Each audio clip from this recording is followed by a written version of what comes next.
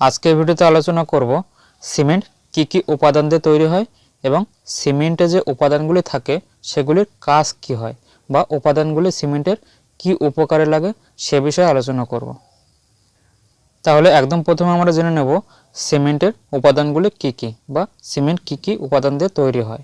তো সিমেন্টে লাইম থেকে 63%, সিলিকা থেকে 22%, অ্যালুমিনা থেকে 6%, আয়রন অক্সাইড থেকে 3%, ম্যাগনেসিয়াম অক্সাইড থেকে 2.5%, সালফার ট্রাইঅক্সাইড থেকে 1.5%, লস অ্যান্ড ইগনিশন থেকে 1.5% এবং অ্যালকালাইজ থেকে 0.5%। আচ্ছা, এবার আমরা জেনে নেব সিমেন্টে এই উপাদানগুলো উপস্থিত থাকলে সিমেন্টের কি উপকারে লাগে সেটা জেনে নেব। তো সিমেন্টে যে লাইম, সিলিকা এবং আয়রন অক্সাইড উপস্থিত থাকে এই তিনটি কী করে সিমেন্টের শক্তিটাকে যোগান দেয় বা সিমেন্টে শক্তি প্রদান করে থাকে। আচ্ছা, সিমেন্টে যদি অ্যালুমিনা উপস্থিত থাকে তাহলে অ্যালুমিনা কী করে দ্রুত সেটিং বৈশিষ্ট্য দেয়।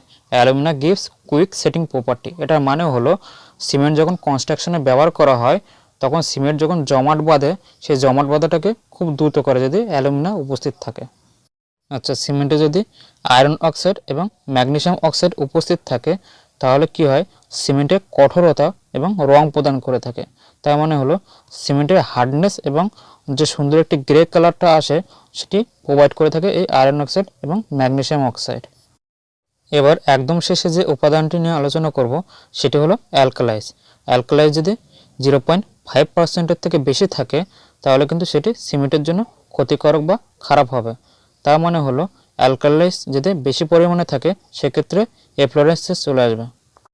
এটি সম্পূর্ণ মানে হলো সিমেন্টে যখন ওয়াটার মিক্সড করা হয় সেই ওয়াটারে যদি অ্যালকালাইজের পরিমাণ 0.5%-এর বেশি চলে আসে তাহলে সেক্ষেত্রে কী হয় অতিরিক্ত ক্ষার বা লবণাক্ত হয়ে যায়।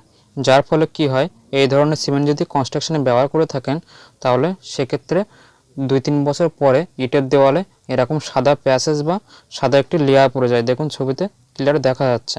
তো এটি খুবই ক্ষতিকারক।